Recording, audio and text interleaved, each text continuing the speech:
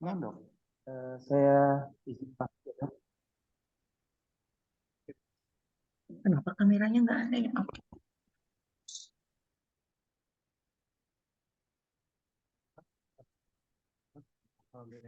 Sebentar dok, sekarang di saya ini kenapa kameranya tidak bisa dibuka ya? Bentar. Mau ada rekam? Enable make sure the public is connected. Rekam di bawahnya bisa. Kalau itu bisa.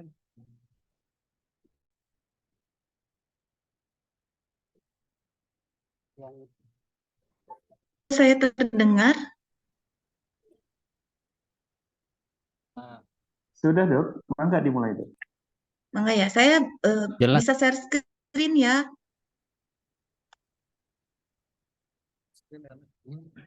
Kamera itu kan? Bukan. Silakan dok.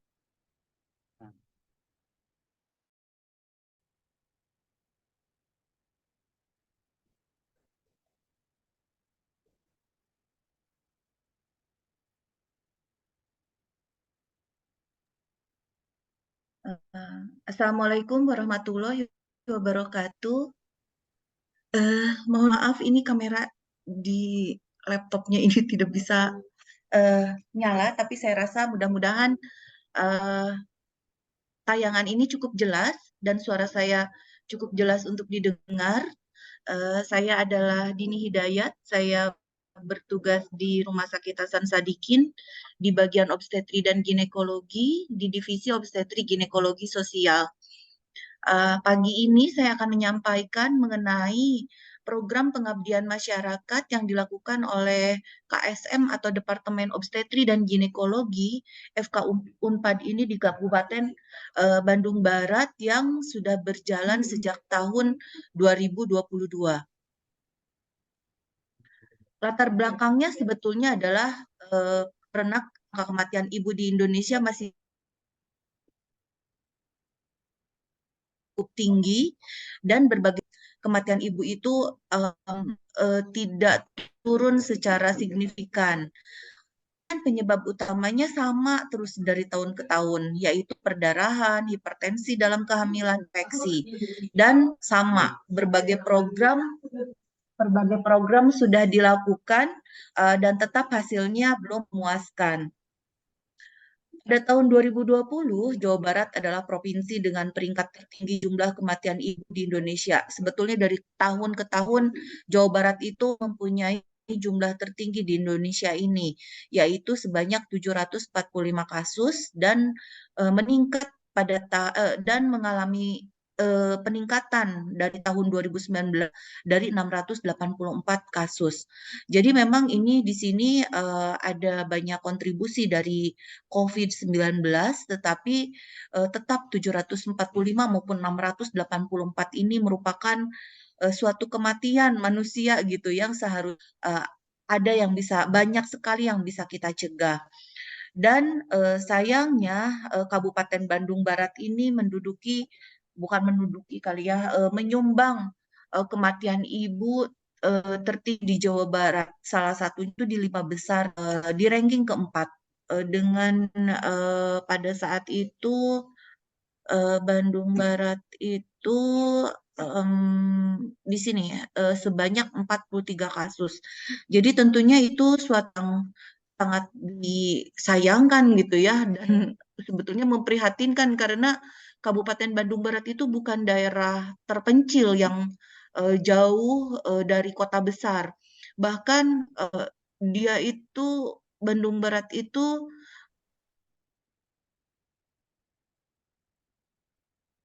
se-Jawa Barat, sehingga mungkin agak memprihatinkan kalau Kabupaten Bandung Barat ini mempunyai kematian ibu tertinggi di salah satu yang tertinggi di Jawa Barat ini. Sehingga hal tersebut menjadi pemikiran dari kami di Rumah Sakit Hasan Sadikin karena eh, Kabupaten Bandung Barat ini menjadi salah satu penyumbang kedua terbanyak kematian Hasan Sadikin dari tahun ke tahun gitu. Jadi hampir nomor satunya sebetulnya adalah Kota Bandung, dan ini sudah diatasi gitu ya, bersamaan dengan Kabupaten Bandung Barat gitu. Tetapi Kabupaten Bandung Barat ini memerlukan perhatian khusus dengan berbagai permasalahan dan komplikasinya gitu ya. Masalah sosialnya banyak di Kabupaten Bandung Barat.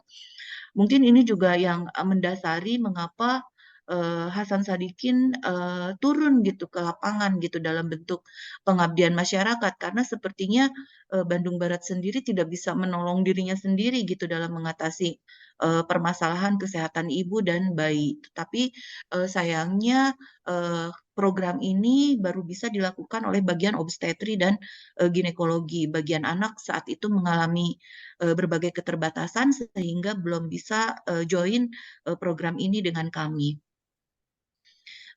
Nah, ini adalah didominasi, ini adalah gambari kecamatan, puskesmas yang di Bandung Barat yang menjadi pemilihan kami, yaitu 5 puskesmas dengan penyumbang kematian ibu terbanyak di Kabupaten Bandung Barat. Dan pada tahun 2019-2020 ini didominasi oleh perdarahan dan kemudian hipertensi. Bisa kita lihat di sini ada Puskesmas Cihampelas yang pada tahun 2020 penyebab kematian ibunya ada 3 orang, dan kemudian Batu Jajar. Tetapi Batu Jajar ini sudah dipegang oleh SPOG di Kabupaten Bandung Barat, dan yang lainnya pilih menjadi beberapa puskesmas, nanti kita bisa lihat dalam program ini. Jadi ini yang tadi disampaikan, karena Bandung Barat ini banyak permasalahan sosialnya, sehingga kami mengadakan kerjasama yang dalam bentuk per 1 tahun dengan Kabupaten Bandung Barat dan bagian obstetri ginekologi yang tentunya di bawah naungan besar dari FK Unpad.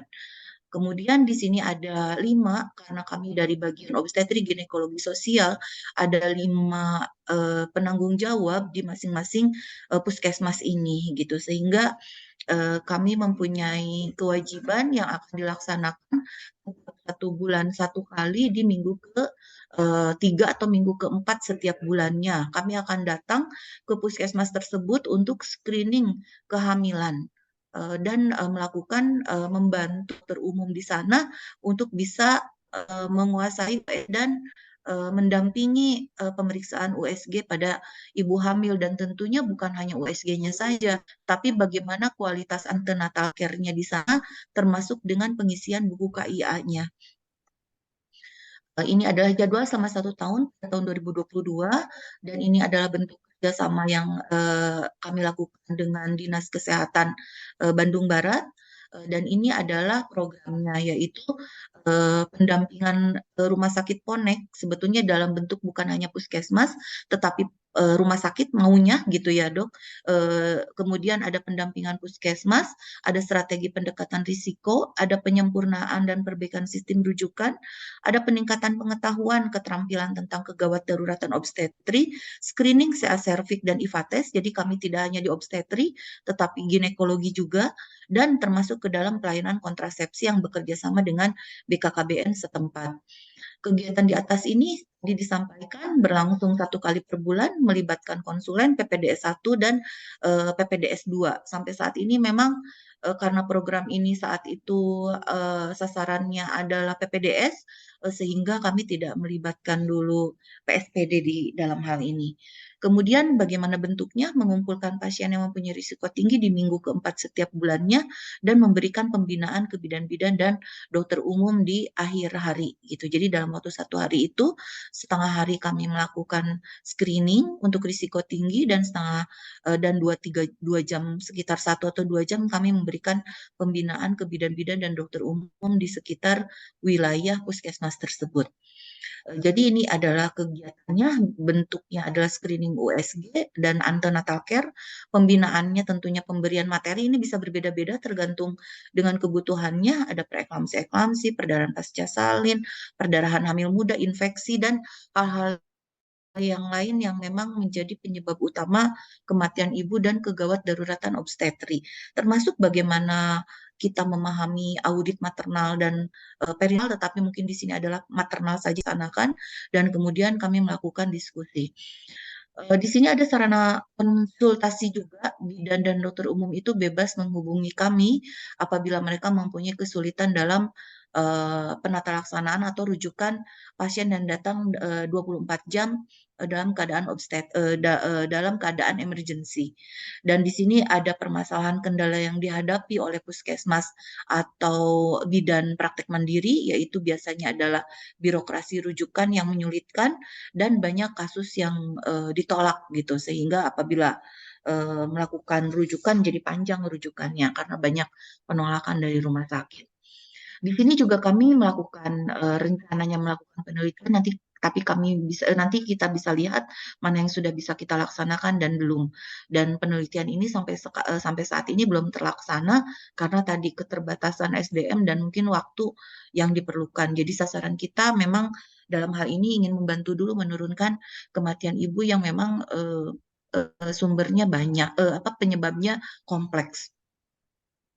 Jadi di sini juga ada persyaratan untuk penelitian tentunya tidak mengganggu dan tidak menghambat kegiatan pelayanan. Kemudian di sini juga ada hal-hal yang kami evaluasi belum terlaksana di tahun 2022 dan harapannya bisa terlaksana di 2023 ini. Kemudian di sini juga adalah gambaran dari puskesmas yang kami lakukan pelayanan. Kemudian di sini yang menjadi masalah Puskesmas Cihamplas dan Kecamatan Cihamplas di Kabupaten KBB ini tidak mempunyai PONED. Mereka tidak mempunyai puskesmas 24 jam, padahal daerah ini adalah penyumbang kematian ibu tertinggi pada tahun 2021 gitu. Jadi ada 3. Jadi bahkan 2021 ini kematian ibunya ada 6.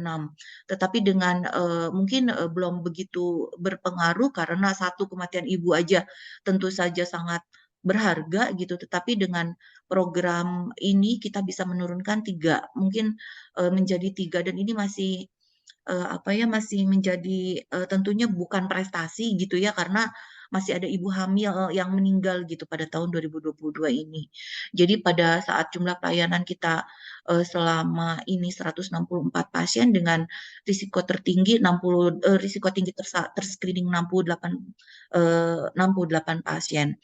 Di sini kita bisa lihat gambarannya, Puskesmas Ciamplas ini mempunyai risiko tinggi untuk umur yang lebih dari 35 tahun terbanyak dan hipertensi serta bekas SC itu adalah 3 terbanyaknya. Kemudian kita bisa lihat juga permasalahan mereka itu hanya menerima persalinan di jam kerja dan ini sangat jarang sekali. Jadi mereka hanya merujuk. Kemudian ada keunggulan mereka memiliki USG dengan dokter umum yang terlatih. Jadi dokter umumnya sudah jago gitu untuk memeriksa menggunakan ultrasonografi. Mereka juga mempunyai karakteristik pasien yang buruk dan salah satu kecamatan dengan penyumbang kematian ibu tertinggi. Buku KIA banyak yang kosong dan pelayanan USG pada 12 pasien, 5 ini tidak memiliki rencana persalinan. Bisa kita lihat gambaran dari pelayanan primer, apalagi kalau primer saja seperti ini gambarannya, yaitu mereka mempunyai 5 pasien yang tidak memiliki rencana persalinan, padahal mereka dengan bekas SC 2 kali, kemudian tidak punya anak hidup. Jadi mereka 0 anak hidupnya. Jadi dia tidak punya anak hidup, bahkan kehamilan yang ketiga pun tidak terencana gitu. Kemudian ada rujukan PEB yang dikembalikan oleh RSUD, ada yang tidak mengetahui usia kehamilan padahal dia sudah jelas-jelas di atas 42 minggu. Kemudian ada ibu dengan kelainan jantung dan mereka ini 5 pasien ini tidak memiliki rencana mau melahirkan di mana, punya siapa, bagaimana pembiayaannya, siapa yang akan mengantarkannya, siapa yang akan mendampingi. Bayangkan 5 ini terlambat saja. Ini 5 orang ini bisa menjadi salah satu bukan salah satu, mungkin salah satu penyumbang kematian gitu di puskesmas ini gitu. Jadi betapa berbahayanya rencana persalinan seperti ini. Padahal si ibu 5 orang ini mengaku ANC-nya jumlahnya sudah cukup. gitu. Jadi ternyata bukan hanya jumlah yang kita butuhkan, tetapi bagaimana melaksanakan ANC itu secara berkualitas. ANC itu antenatal care, bagaimana bisa melakukannya secara berkualitas sehingga ibu dan bayi dan janin yang dikandungnya ini selamat gitu, dua-duanya ibu dan bayi sehat. Targetnya adalah itu. Kemudian kami juga melaksanakan pembinaan bidan dan dokter umum. Terdapat 6 dokter umum di puskesmas ini, 16 bidan dan 2 puskesmas di Kecamatan Ciamplas ini. Ini untuk permasalahan hanya di satu kecamatan gitu ya. Di Bandung Barat ini kalau tidak salah ada 20 kecamatan gitu ya, dan satu saja sudah seperti ini gitu gambarannya pada saat pertama kali kami mengadakan pendampingan di Kabupaten Bandung Barat. Ini adalah bukti karena sekarang tidak ada foto itu, katanya tidak ada bukti, jadi kami melakukan berbagai dokumentasi. Kemudian ini untuk Puskesmas Jayagiri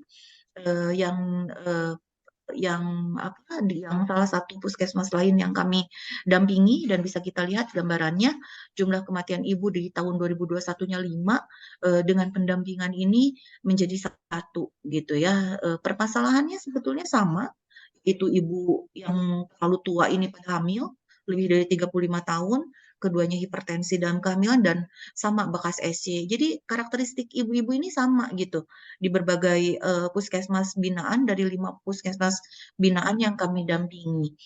Bisa kita lihat di sini juga sama, permasalahannya adalah sistem rujukan, sarana prasarana ada baiknya ditingkatkan, terkendala regulasi BPJS.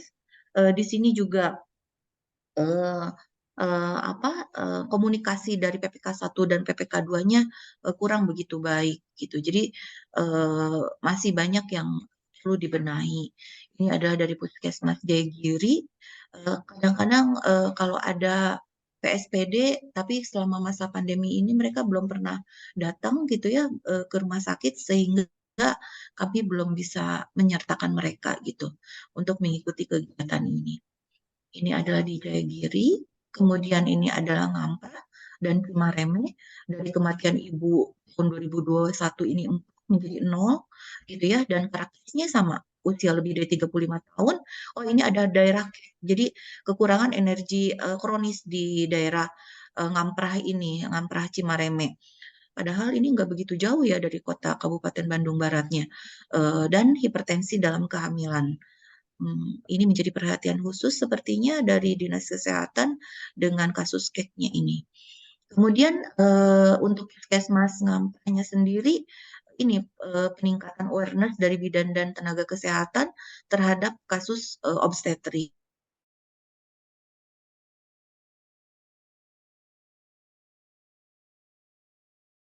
Tidak mengerti bagaimana cara mengurus BPJS gitu ya, di sini juga menjadi permasalahan.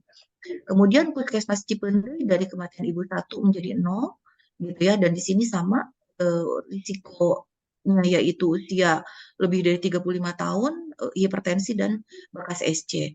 Dan terakhir adalah di sini mengalami kesulitan dalam proses rujukan dan masih rendahnya kesadaran masyarakat untuk mau dirujuk. Jadi setiap puskesmas pun masyarakatnya berbeda-beda karakteristiknya, sehingga permasalahannya belum tentu sama. Gitu ya. Ini adalah Cipendei, kemudian di sini adalah Cipongker atau Citalem. Ini yang terjauh dari semua puskesmas yang kami dampingi, dari 4 menjadi 2, dan tampak terlihat bahwa pasiennya juga paling banyak, yaitu 374 pasien dalam waktu kami di sana. Dan karakteristiknya pun sama, yaitu umur lebih dari 35 tahun, hipertensi, dan bekas SC. Jadi di sini juga ibu hamil dengan risiko tinggi banyak yang tidak mau melahirkan di rumah sakit, dan di sini keterlibatan bidan praktek mandiri harus ditingkatkan karena ini kesadaran masyarakat untuk mau dirujuknya masih rendah gitu, padahal mereka risikonya tinggi semua. Di sini didampingi oleh dokter puskesmas ini, didampingi oleh dokter Windy di Puskesmas Cipongkor. Jadi dengan karakteristik permasalahan keseluruhannya itu adalah karakteristik ibu hamil yang buruk, sistem rujukan dari PPK 2 bahkan ke PPK 3 masih bermasalah, buku KIA masih banyak yang tidak diisi, screening risiko tingginya belum begitu baik, dan belum tersedianya pelayanan bank darah. Dan ini fatal, karena kalau obstetri itu adalah bloody bisnis ya, justru hubungannya dengan perdarahan, tetapi mereka tidak punya bank darah gitu. Ini sebetulnya yang kami setahun ini kami usahakan ada di KBB. Di sini juga banyak warga di daerah cakupan puskesmas yang merupakan pendatang dan belum memiliki BPJS, tentunya berhubungan dengan kesulitan untuk merujuk nantinya.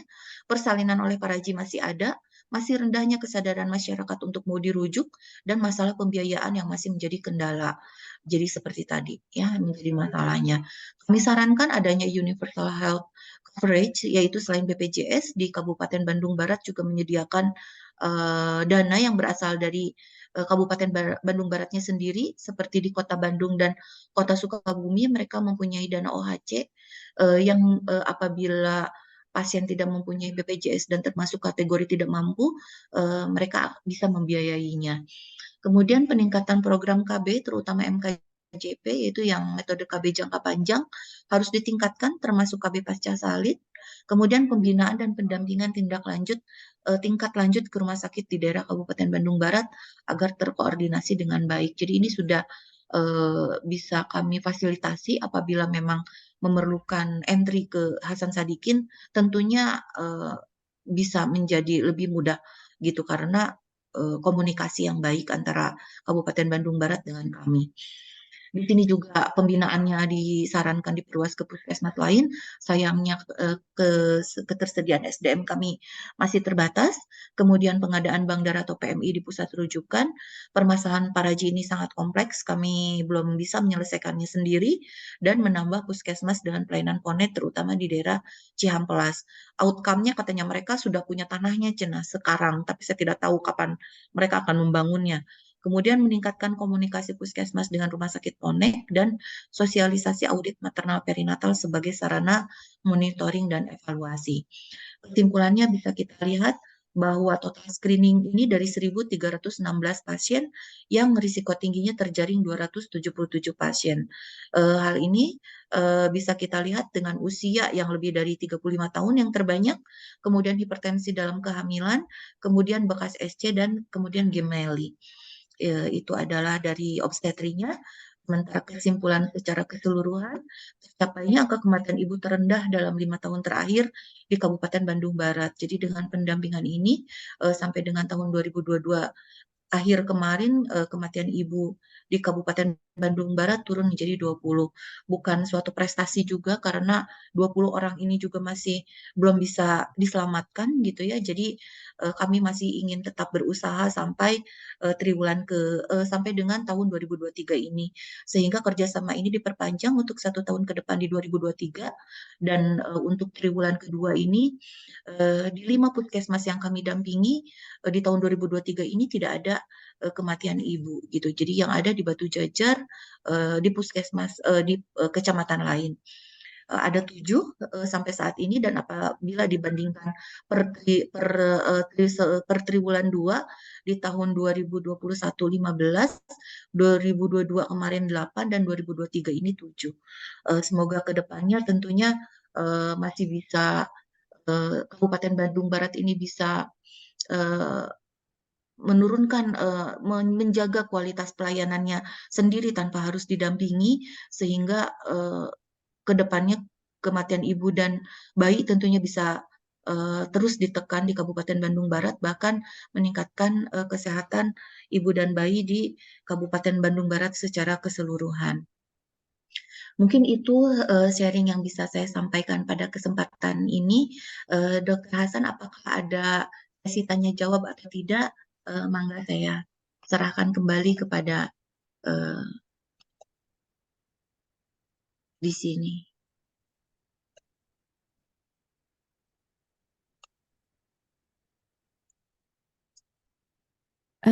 Baik, apakah suara dari teater terdengar, Dok?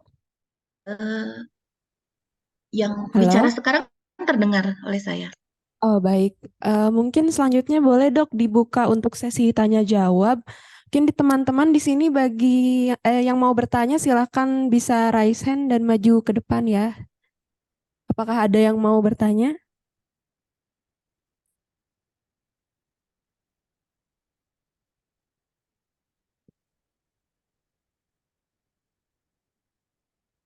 Sepertinya belum ada dok. Mungkin dari saya sendiri apakah boleh bertanya Pak dok? Silakan. Oh, baik. Terima kasih dok atas kesempatannya. Perkenalkan saya Audrey Madina dari Tutor 4. Di sini saya izin untuk bertanya, Dok. Tadi kan dijelaskan bahwa penyumbang terbesar itu yang nomor satu itu usia kehamilannya lebih dari 35 tahun ya, Dok. Nah, itu kemarin apakah sudah dilakukan mungkin sosialisasi atau penyuluhan mengenai kontrasepsi? Karena mungkin menurut saya itu salah satu problem utama karena mungkin ibu-ibunya itu belum sadar gitu akan bahayanya kehamilan di usia rentan begitu dok. Mungkin begitu dok. Terima kasih atas pertanyaannya. Betul sekali gitu. Jadi makanya mengapa untuk tahun 2023 ini sebetulnya program KB ini akan masuk termasuk KBPP. KBPP itu program KB pasca persalinan. Jadi ibu hamil yang melahirkan di tenaga kesehatan gitu ya, dan itu merupakan salah satu program pemerintah gitu, langsung diberikan KB jangka panjang. Pilihannya biasanya kalau tidak implan adalah pemasangan IUD karena sangat sulit mereka mau kembali ke tenaga kesehatan gitu sehingga pada saat mereka melahirkan itu adalah salah satu kesempatan untuk bisa melakukan pemasangan KB jangka panjang ini. Kemudian kami sudah berdiskusi juga dengan Dinas Kesehatan Kabupaten Bandung Barat ini untuk Safari KB. Memang Safari KB ini nanti bisa dilaksanakan bersama-sama dengan pemeriksaan IVA test katanya.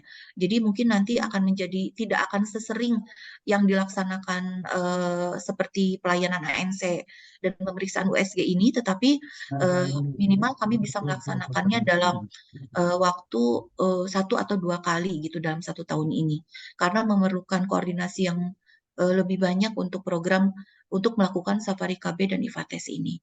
Mungkin itu, tapi untuk mengenai peningkatan pengetahuan masyarakat gitu untuk eh, bahaya bahaya kehamilan di usia yang terlalu tua atau terlalu muda, justru itu mungkin programnya belum sampai ke sana karena mungkin nantinya diperlukan tenaga yang lebih banyak agar bisa tersebar di beberapa kecamatan di Kabupaten Bandung Barat ini. Mungkin itu yang bisa saya sampaikan. Baik dok, terima kasih banyak dok atas jawabannya. Saya juga sebenarnya penasaran juga dok, untuk yang program KB itu biasanya faktor apa saja yang menyebabkan efisiensinya itu nggak berjalan dengan baik dok di Indonesia mungkin atau di Bandung Barat sendiri. Ya, terutama nomor satu adalah pengetahuan masyarakat ya. Jadi ke satu mereka tidak mengetahui KB secara detail gitu. Kalau misalnya mau dipasang IUD, dia pikir IUD itu bisa bikin stroke gitu. IUD bisa pindah ke otak, IUD bisa pindah ke jantung. Nah, pengetahuan gitu yang kurang di masyarakat. Jadi masyarakat ini tidak cukup eh, pintar gitu ya untuk bisa menjaga dirinya sendiri bahwa kalau dia terlalu tua itu berbahaya gitu kalau dia hamil, dan bagaimana cara mencegahnya yaitu dengan menggunakan kontrasepsi. Sementara mereka masih berpikir ya kalau dia hamil ya anugerah gitu, ya kalau mereka meninggal ya berarti mereka masuk surga gitu. Nah, itu pemahaman seperti itu bahkan untuk kota besar selevel kota Bandung ini masih banyak gitu. Sehingga memang sebetulnya yang kita perlukan adalah edukasi gitu pada masyarakat, dan yang namanya edukasi seperti sekarang lah kalian di sini sekali mendengarkan saya belum tentu langsung mengerti kan apa sih kematian ibu itu, apa sih yang diomongin oleh dokter Dini ini di sini gitu. Ada apa sih dengan diagram-diagram itu, saya pusing lihatnya juga gitu angka-angka itu gitu ya. Jadi mungkin tidak cukup gitu hanya satu kali. tidak akan cukup. Edukasi masyarakat, apalagi dengan pendidikan yang memang kebanyakan di Indonesia ini rendah, ya harus berulang-ulang terus. Harus ada di medsos, harus ada di mana yang paling banyak mereka akses. TV kan sekarang sudah tidak begitu banyak ya. Justru harus banyak orang yang bisa menyuarakan bagaimana meningkatkan pengetahuan masyarakat mengenai bahaya kehamilan di usia tua, terlalu tua atau terlalu muda gitu. Mungkin itu yang bisa saya sampaikan. Baik, Dok. Terima kasih banyak, Dok, atas jawabannya. Mungkin teman-teman, apakah ada yang mau bertanya lagi?